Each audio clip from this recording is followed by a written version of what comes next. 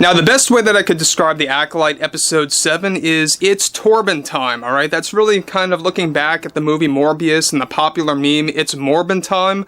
Well, that basically describes the Acolyte episode 7 and quite frankly the entirety of the series. Now, I would go as far to say that the Acolyte episode 7 outperforms episode 3 as the worst episode because this is nothing more than a repeat of episode 3 done through a different perspective with some footage in there that's new, that really just was so predictable to begin with. We all knew going in that Soul did something that he instantly regretted, and we'll talk more about this going in, but Leslye Headland, the Acolyte showrunner and director of this thing, is beginning to go on a complete damage control run when it comes to the Acolyte series, and is also doubling down on her overall view of the Acolyte series.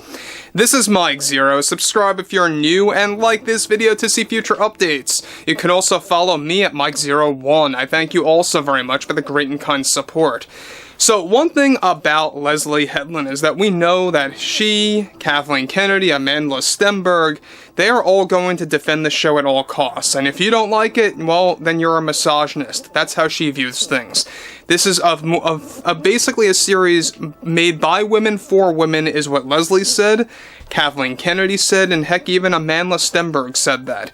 But Acolyte episode 7, I think, really is the epitome of the Acolyte when it comes to how bad it really was. Let's get into this, shall we?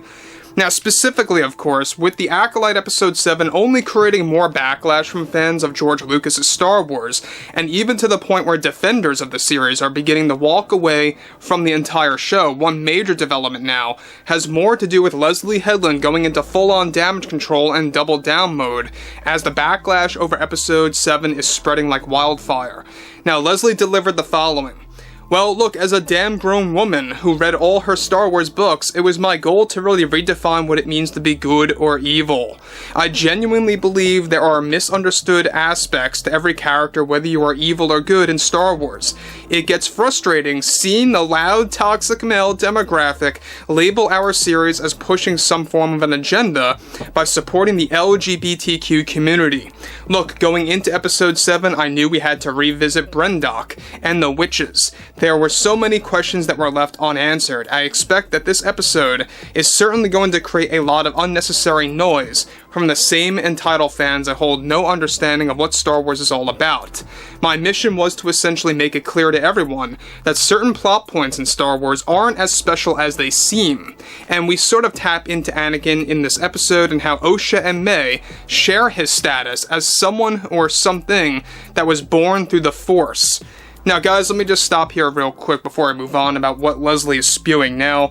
Number one, what she's alluding to is what happens with Soul. We all witnessed what happened in this episode. Soul accidentally, quote-unquote, kills Mother Anastasia because, well, she transforms into this transparent smoke demon monster, lunges toward him, and what is he gonna do? Not defend himself? So he ignites his lightsaber, stabs it through her abdomen, seemingly, and she goes on to say, I was gonna save Osha. Well, how is he supposed to know that? How is he supposed to know that this witch that transforms into a smoke monster lunging toward him was going to go to the utmost part of the actual castle or the structure, whatever have you? He wouldn't have known that. So basically the entire thing that they were building up about Soul saying, I'll explain everything, I'll explain, he must have said it 5 times in the series already, to Osha/May about what he did. In the end, it's what we all predicted. He accidentally killed someone in that very given moment on Brendock. Moving on. Now, she goes on to continue, Mother Anastasia and Coral, I think, have a beautiful relationship with their children, and you can see we wanted to retell the story of motherhood, much like what was done between Anakin and Shmi.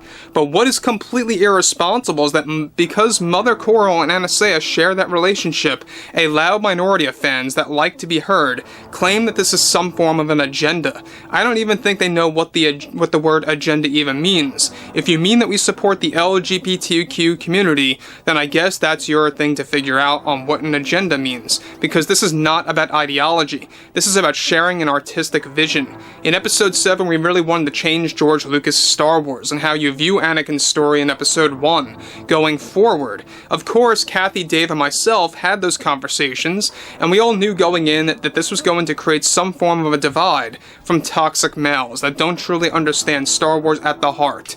I mean, the saber duel you get in this episode, I think, completely outperforms the iconic battle between Anakin and Dooku in Attack of the Clones. Heck, we have a Wookiee this time, and the usage of the Force in a brand new light. The twists and turns in this thing are something you would never expect. I am proud that Brendok is a planet that taps into our support for different communities, whether you are associated with LGBTQI or present yourself as non-binary. I view this world as a symbol of that and how tough it can be to be accepted in this world. Now, again, she's going off about how basically Brendok is all about pushing their overall ideology when she's right there, you know, saying that she's not all about ideology. We all know that she's lying, basically. She's backtracking again, alright? There was one point where she said there's nothing about these two characters having a relationship. Now she's saying they do have a relationship. It's all over the place, the overall press of the Acolyte series. It's a disaster. So she goes on to conclude, I view this world as a symbol of that. Call that an agenda all you want, but that's so far from the truth. Fans just don't understand Star Wars and how it needs to adapt to the modern world for storytelling. Now, here's the other thing about Leslye. The writing, the directing, the storytelling, the execution in this episode is a complete trash fire.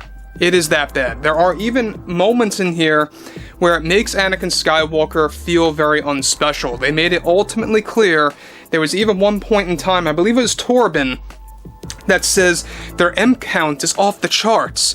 Just like Obi-Wan Kenobi said in Episode 1. You know, his M count is off the charts, or something around those lines, right? They just copy dialogue from the prequels, throw it in. It's a copy and paste of the prequels / Episode 1 for Episode 7 in The Acolyte. I mean, that's just the brutal truth here of what's going on. There's even a moment where Mother Anastasia, one of the Mother Witches, actually has a prophecy about what's to come of the Jedi, about their noble deed, and how it will lead to their existence basically vanquishing. Alright, we all know that that is complete nonsense.